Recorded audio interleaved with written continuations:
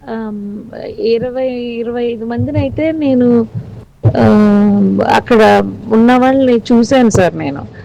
అందుకని చనిపోయిన వాళ్ళు ఇంకా తక్కువే ఉండొచ్చు సార్. కానీ ఆహ్, పోలీసులకి ఫోన్ చేయగానే డిస్ట్రిక్ట్ ఎస్పీ గారు కానీ, ఎస్బీ ఇన్స్పెక్టర్ గారు కానీ చాలా క్విక్‌గా రెస్పాండ్ అయ్యారు సార్. పోలీస్ వాళ్ళు చాలా క్విక్‌గా రెస్పాండ్ అవ్వడం వల్ల వాళ్ళు ఫైర్ ఇంజిన్ వాళ్ళు వచ్చారు. వాళ్ళు ఆహ్, మంటలు ఆర్పారు. మళ్ళీ అంబులెన్స్ వచ్చాయి. అంబులెన్స్ వచ్చి 3 అంబులెన్స్ వచ్చాయి సార్. నా కళ్ళ ముందైతే ఒక 5గురిని తీసుకెళ్లారు. అంబులెన్స్ కూడా అక్కడ అలర్ట్‌గా ఉన్నారు. అంటే అదంతా క్లియర్ చేశారు సార్. కాకపోతే అది స్పాట్‌లో జరిగిపోయింది సార్ అది. అంటే ఆహ్, వెంటనే ఫైర్ రావడంతో హ్మ్, కొంతమంది ప్రాణాలు కోల్పోవాల్సి వచ్చింది సార్ అంతే. సార్ ఒక ఆహ్, 20, 25 మందినైతే నేను అక్కడ ఉన్న వాళ్ళని చూసాను సార్ నేను. అందుకని చనిపోయిన వాళ్ళు ఇంకా తక్కువే ఉండొచ్చు సార్. కానీ ఆహ్, పోలీసులకి ఫోన్ చేయగానే డిస్ట్రిక్ట్ ఎస్పీ గారు కానీ, ఎస్బీ ఇన్స్పెక్టర్ గారు కానీ చాలా క్విక్‌గా రెస్పాండ్ అయ్యారు సార్. పోలీస్ వాళ్ళు చాలా క్విక్‌గా రెస్పాండ్ అవ్వడం వల్ల వాళ్ళు ఫైర్ ఇంజిన్ వాళ్ళు వచ్చారు. వాళ్ళు ఆహ్, మంటలు ఆర్పారు. ఆహ్, మళ్ళీ అంబులెన్స్ వచ్చాయి. అంబులెన్స్ వచ్చి 3 అంబులెన్స్ వచ్చాయి సార్. నా కళ్ళ ముందైతే ఒక 5గురిని తీసుకెళ్లారు. అంబులెన్స్ కూడా అక్కడ అలర్ట్‌గా ఉన్నారు. అంటే అదంతా క్లియర్ చేశారు సార్. కాకపోతే అది స్పాట్‌లో జరిగిపోయింది సార్ అది.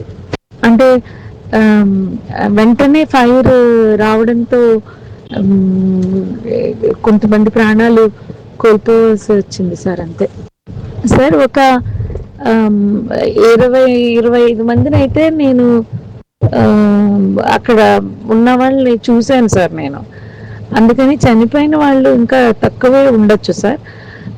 కానీ ఆహ్, పోలీసులకి ఫోన్ చేయగానే డిస్ట్రిక్ట్ ఎస్పీ గారు కానీ, ఎస్బీ ఇన్స్పెక్టర్ గారు కానీ చాలా క్విక్‌గా రెస్పాండ్ అయ్యారు సార్.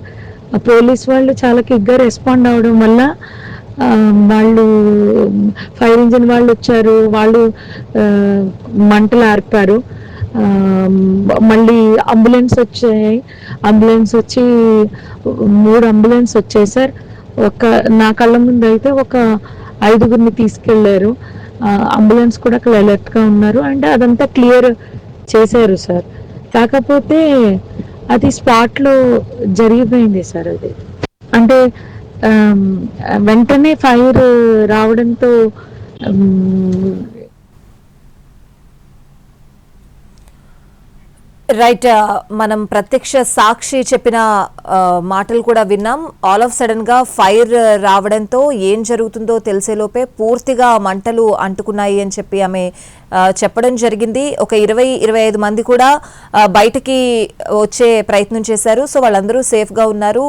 చనిపోయిన వాళ్ళ సంఖ్య కూడా చాలా తక్కువగా ఉండొచ్చు అని చెప్పి ప్రత్యక్ష సాక్షి ఎవరైతే బస్సులో జర్నీ చేస్తున్నారో తప్పించుకున్నారో ఆమె మాట్లాడడం జరిగింది. సో ఆమె మాటలు కూడా విన్నాం. అలాగే ఎస్పీ కూడా మాట్లాడారు. హైదరాబాద్ నుంచి బెంగళూరు వెళ్తున్న బస్ ఇది నేషనల్ హైవే మీద ఒక బైక్ ని ఢీకొట్టి సో ఆ యాక్సిడెంట్ కారణంగా ఒక చెలరేగిన మంటల కారణంగా బస్సు పూర్తిగా దగ్ధమైన పరిస్థితులు అయితే ఉన్నాయని చెప్పి ఎస్పీ కూడా చెప్పారు. ఓవరాల్గా బస్సులో ఎంతమంది ప్రయాణిస్తున్నారు ఈ లిస్ట్ అంతా తెలియాల్సి ఉంది అని చెప్పారు. అలాగే 12 మంది వరకు హాస్పిటల్లో చికిత్స పొందుతున్నారు. డ్రైవర్ని అలాగే స్పేర్ డ్రైవర్ని కూడా అదుపులోకి తీసుకున్నాం.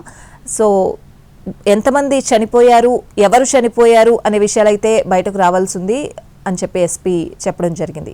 సో తెల్లవారుజామున ఒక ఘోరం అని చెప్పాలి. అంతా నిద్రలో ఉండగా ఊహించని ఒక ప్రమాదం చోటు చేసుకుంది.